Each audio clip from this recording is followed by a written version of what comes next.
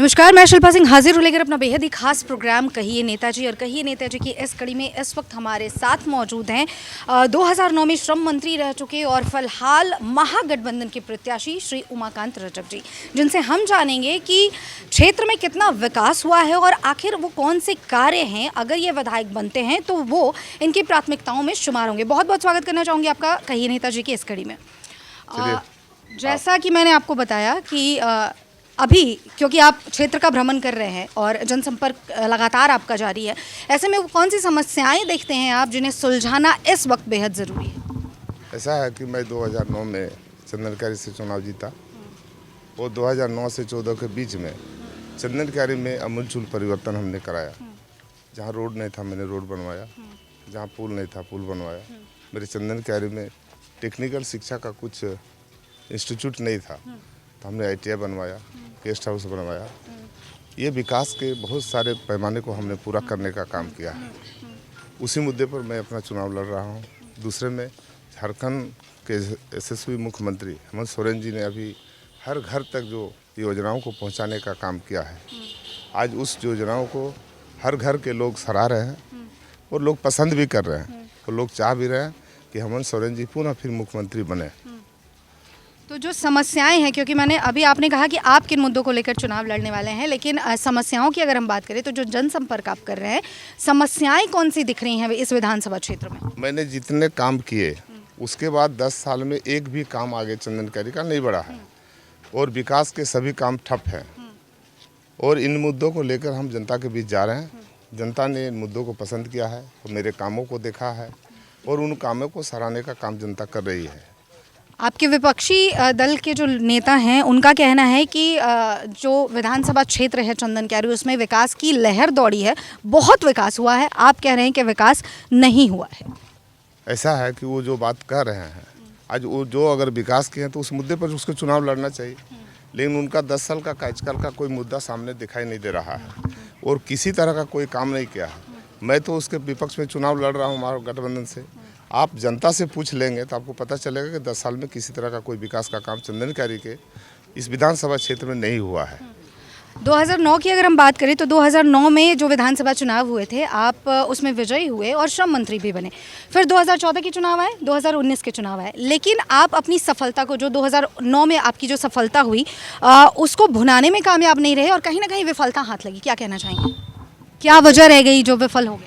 नहीं, मैंने श्रम मंत्री के रूप में काम किया। झारखंड में पहली बार मैंने रोजगार मेला लगाया और रोजगार मेला के माध्यम से लोगों को जो टेक्निकल दक्षता रखते थे उन सारे लोगों को कहीं ना कहीं हम रोजगार के रूप में देने का काम किए थे और अपने क्षेत्र में काफ़ी विकास करने का काम किया।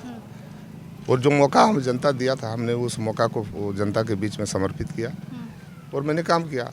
चुनाव मैं 2014 भी हारा, 19 भी हारा, लेकिन आज के समय में 2024 के चुनाव में जनता उन सारे विकास को आगे रख के ये 2024 का चुनाव जनता लड़ रही है। आप आजसू के बड़े नेता रहे थे और आजसू में एक पद भी, उपाध्यक्ष के पद पे थे आप। बावजूद इसके आपने आजसू छोड़ दिया और फिलहाल आप झामुमो में आ गए। तो आपसे मैं जानना चाहूँगी, क्या इस बात का अफसोस है या आजसू से मुक्त होकर आप संतुष्ट हैं? नहीं, ऐसा नहीं है। राजनीतिक क्षेत्र में लोग राजनीति करते हैं, अपने अपने विचारधारा को जनता के बीच में रखते हैं, अपने जो काम करते हैं, लोगों के संपर्क में रहते हैं, लोगों के साथ भाईचारा बनाते हैं, उसी को आगे रख के लोग राजनीति को मजबूती देने का काम करते हैं। ये चुनाव का समय था और भाजपा आजसू का गठबंधन हुआ।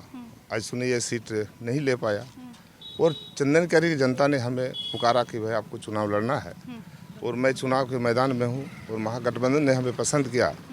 और मैं धन्यवाद देता हूं हेमंत सोरेन जी को, जिन्होंने हमें महागठबंधन के उम्मीदवार, झारखंड मुक्ति मोर्चा के उम्मीदवार के रूप में हमें चंदनकारी में उतारा है। भू सर्वे सेटलमेंट एक बहुत ही ज्वलंत मुद्दा और इसका रीसेटलमेंट नहीं होना, क्या लग रहा है आपको? अभी मुख्यमंत्री जी 12 तारीख को आए थे।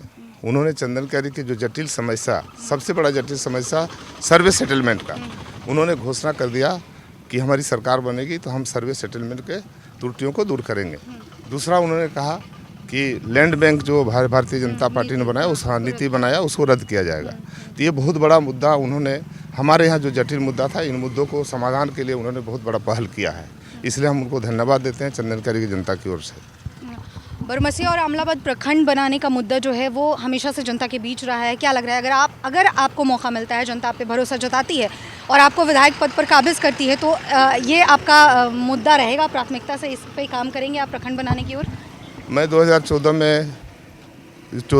में आप देखेंगे कि जब अर्जुन मुंडा मुख्यमंत्री थे, उस समय उनके कैबिनेट में हमने पास कराया था कि हमारा यहाँ चंदन क्यारी का बरमसिया प्रखंड और अमलाबाद प्रखंड और पीड़ाजोरा प्रखंड को बनाने का निर्णय हमने कराया था। लेकिन संजोग बस ऐसा हुआ कि अभी तक हमारा प्रखंड नहीं बन पाया। लेकिन हमें उम्मीद है कि आने वाले समय में हम, अगर 2024 में जनता का आशीर्वाद हमें प्राप्त होता है, तो हम ये चुनावी मुद्दे में रखे हैं कि हम सबसे पहले बरमसिया और अमलाबाद और पीड़ाजोरा को प्रखंड का दर्जा दिलाने के लिए संघर्ष करेंगे, लड़ेंगे और सरकार को मजबूर करेंगे।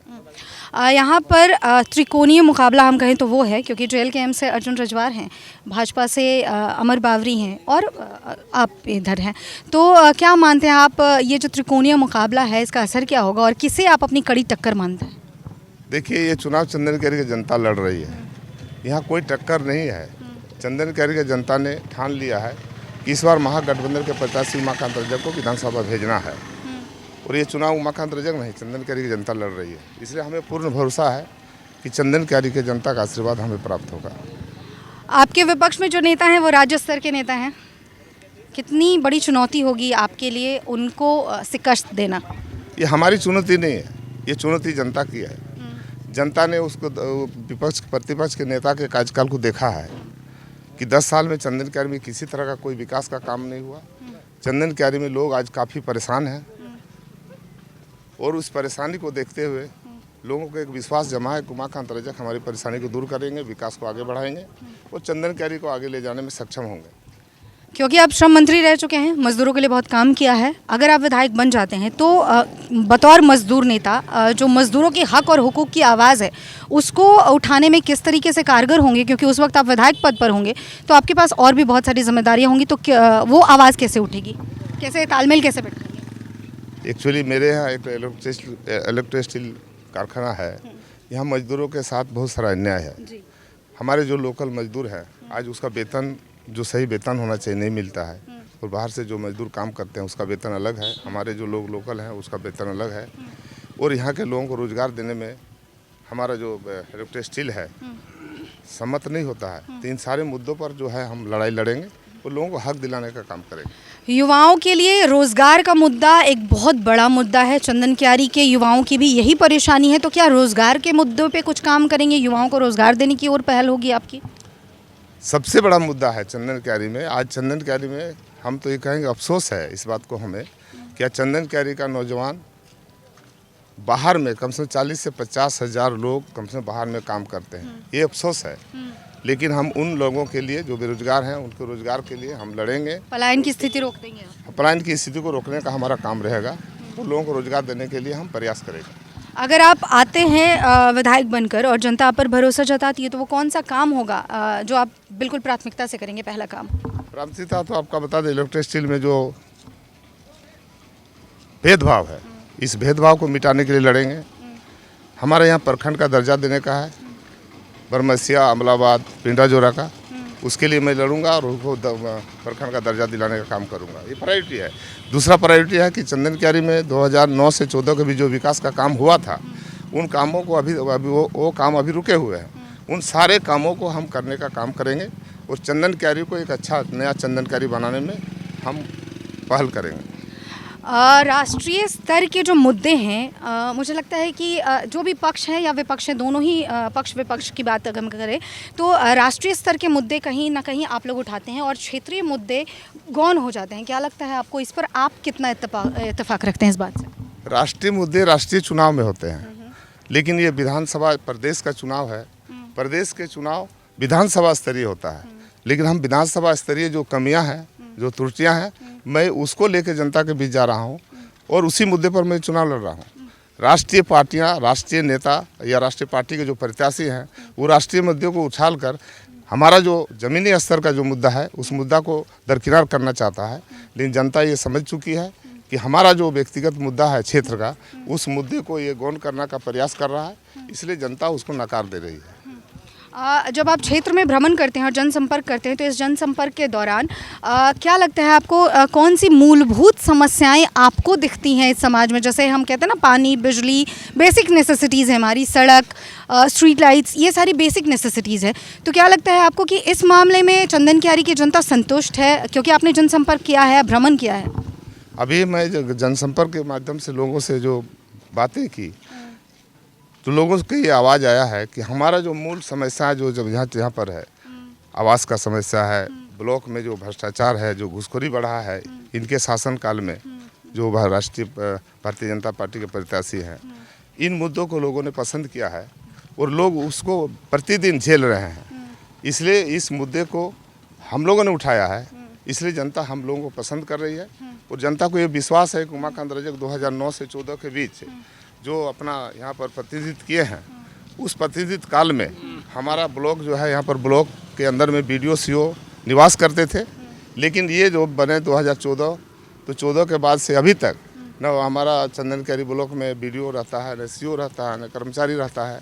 आज ये जो लोग को झेलना पड़ता है और कर्मचारी और अधिकारी हमारे लोगों को काफ़ी परेशान करते हैं और लोग इसको फेस कर रहा है और हकीकत में लोग देख रहा है और हमारे शासनकाल को देखा है, हमने जो प्रतिनिधित्व किया है उस समय को भी देखा है, हमने लोगों को सुलभ कराने का काम किया है। इसलिए आज के समय में ये जो राष्ट्रीय मुद्दे हैं, राष्ट्रीय मुद्दे को दरकिनार करके स्थानीय मुद्दे को लोगों ने पसंद किया और स्थानीय मुद्दे को प्रति लोगों का सहानुभूति है और लोग इसके समर्थन में खड़े हैं। बहुत सारी महिलाएं आपके साथ चल रही है, मैं देख पा रही हूँ। तो महिलाओं की स्थिति के बारे में अगर हम बात करें तो चंदन क्यारी में विधानसभा क्षेत्र में महिलाओं की स्थिति कैसे देखते हैं, और अगर किसी तरीके का कमी बेश आप पाते हैं तो उस स्थिति को कैसे सुधार करेंगे आप? अभी हमारे चंदन क्यारी में बहुत सारी महिलाएं हैं जो SSG ग्रुप से अपना आर्थिक सबलता के लिए काम कर रही है, लेकिन ये 10 साल के अंदर में उस तरह का कोई पहल वर्तमान के प्रतिपक्ष के नेता ने नहीं किया है।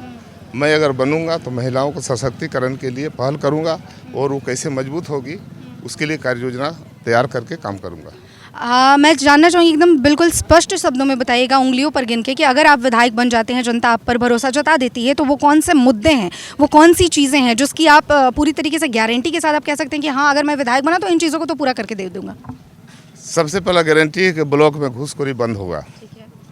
इलेक्ट्रिक स्टील में जो भेदभाव है उस भेदभाव को मैं ख़त्म करूंगा और चंदन क्यारी के विकास के काम जो थम गए हैं उसको मैं आगे बढ़ाऊंगा और चंदन क्यारी को राज्य स्तर पर राज्य स्तर के मापदंड है उस पर ऊंचा ले जाने का काम करूंगा। इस वक्त राज्य में झामुमो की स्थिति कैसे देखते हैं आप, क्योंकि पहले फेज़ का चुनाव हो गया है, तो झामुमो की स्थिति अगर हम राज्य स्तर पे बात करें तो क्या लगता है आपको, किस तरीके की स्थिति है इस वक्त? हम तो ये देख रहे हैं, आप लोग के माध्यम से भी देख रहे हैं और आम जनता के चर्चा के विषय को भी हमने देखा। तो आज के समय में हमारा जो ये इंडिया गठबंधन है, इंडिया गठबंधन कम से कम 60 सीट लेके आ रही है। दर्शक जो इस वक्त आपको देख रहे हैं, जो हमारे दर्शक व आपकी जनता है और यही मतदान करने वाले हैं, तो उनसे क्या कुछ अपील करना चाहेंगे आप? मैं चंदन क्यारी की जनता को अपील करना चाहूँगा कि चंदन क्यारी के घूसखोरी को बंद करने के लिए, चंदन क्यारी का मान सम्मान स्वाभिमान की रक्षा के लिए, चंदन क्यारी के विकास के आगे बढ़ाने के लिए और सरकार की जो योजनाएं हैं उस योजनाओं को कायम रखने के लिए हम जनता से अपील करते हैं कि हमें तीर धनुष छाप में वोट दें और हमारा क्रमांक संख्या 2 है। अच्छा, हम देख रहे हैं क्योंकि ये पहले फेज़ का चुनाव हो गया है, तो चुनाव में मतदान का जो प्रतिशत वो काफ़ी कम रह रहा है, 60-65 के आसपास रह रहा है। तो ऐसे में जो मतदाता हैं उनसे क्या कुछ अपील करना चाहेंगे कि घर से बाहर निकले, मतदान करें, चाहे किसी को भी वोट करें लेकिन मतदान करें, क्या कहना चाहेंगे? हम अपने देवतुल्य मतदाताओं से अपील करते हैं कि आप घर से निकलें और अपना मत का प्रयोग 20 तारीख को 7 बजे से 5 बजे तक करें कि राष्ट्रीय स्तर पर चंदन क्यारी का नाम ऊंचा हो सके और हमें पूर्ण विश्वास है कि चंदन क्यारी में 75% से अधिक मतदान होगा। चलिए, बहुत बहुत शुक्रिया हमसे बातें करने के लिए। जी हाँ, तो आप उमाकांत रजक जी को सुन रहे थे, जिन्होंने बताया कि क्षेत्र में विकास की गंगा बहाने की कोशिश करेंगे। ये पूरी कोशिश रहेगी कि उमाकांत रजक जी अगर विधायक बनते हैं तो ये क्षेत्र की जनता के लिए बहुत कुछ करेंगे, जो समस्याएं उनको सुलझाने का प्रयास करेंगे। यहाँ पर कुछ लोग हैं, हम उनसे भी बात करेंगे, जानने की कोशिश करेंगे कि इनकी क्या राय है और क्या ये जनता के बीच और क्षेत्र में क्या समस्याएं ये देखते हैं। क्या लगता है आपको, क्षेत्र में कोई समस्याएं दिखती हैं आपको? अगर चंदन क्यारी विधानसभा क्षेत्र आप घूमे तो कोई समस्या दिखती है? देखिए, क्षेत्र में समस्या यही है कि हमारे पूर्व मंत्री पूर्व विधायक जो काम करके गए थे 5 साल के दरमियान, और अभी जो वर्तमान में जो जनप्रतिनिधि है हमारे चंदन कैरी की, उसने हमारे नेता का किए हुए कार्य को, जैसे वो होता है ना कि घर में पचौड़ा नहीं हो सकता है, वैसे उस कार्य को उसने पचौड़ा तक नहीं कर पाया, जितना भी काम किए थे। समस्याएं चंदन क्यारी में सबसे बड़ा समस्या यह है कि चंदन क्यारी एक कृषि क्षेत्र है। यहाँ के लोग किसानी करके खाते हैं और किसान का मूल आधार जमीन होता है, और यहाँ का जमींदार जो भी हो, छोटा हो बड़ा हो, प्रखंड में आप जाइएगा, चास में जाइए, चंदन क्यारी में जाइए, जमीन का यदि आप 10 डिसमिल का यदि आपको खरीद दाखिल कराना है तो सीधा सीधी 10 से 15 हज़ार रुपया का मांग करता है। बोलता है सीओ को देना पड़ेगा, जनप्रतिनिधि को देना पड़ेगा। जब रेत उसका विरोध करता है कि नहीं भाई, इसमें तो कोई पैसा का जरूरत नहीं होता है, ये तो सरकारी चीज़ है, इसको तो करना है। बोलता है जिसको बोलना है बोल सकते हैं, हमारा जनप्रतिनिधि को हिस्सा लगता है, हमारे पदाधिकारी को हिस्सा लगता है। आज यहाँ के जनप्रतिनिधि लूज है, सुस्त है, जिसके कारण चंदन क्यारी के जनता को ये भोगना पड़ रहा है। आज जमीन का सर्वे सेटलमेंट चास और चंदन क्यारी ब्लॉक का उसने क्या किया, यहाँ के जनताओं को ठगने का काम किया। उसने 2019 में 19 से पहले 2014 में जो वे चुने गए और वे 5 साल कंटिन्यू मंत्री रहे, और उसमें भी भू राजस्व मंत्री रहे, और उस कार्यकाल में उसने हमारे जो जमीन का सर्वे सेटलमेंट है उसको उसने 5 साल के लिए बंद कर दिया।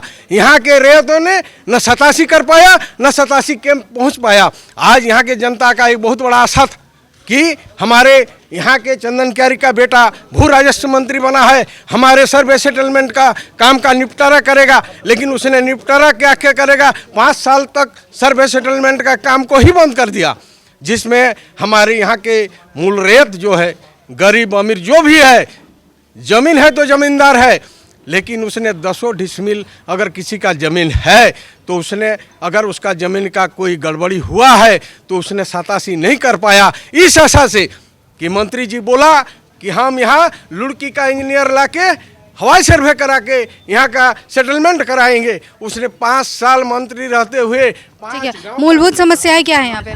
मूलभूत समस्याएं क्या है यहाँ पर? हर समस्या है, जानते हैं ना, यहाँ ना एजुकेशन का सुविधा है, कहीं कुछ बढ़िया, सब बाहर जा रहा है बच्चों को पढ़ाने के लिए। यहाँ रोड का अवस्था ठीक नहीं है। रोजगार की स्थिति कैसी है? रोजगार एकदम, यहाँ का रोजगार का भी स्थिति नहीं है।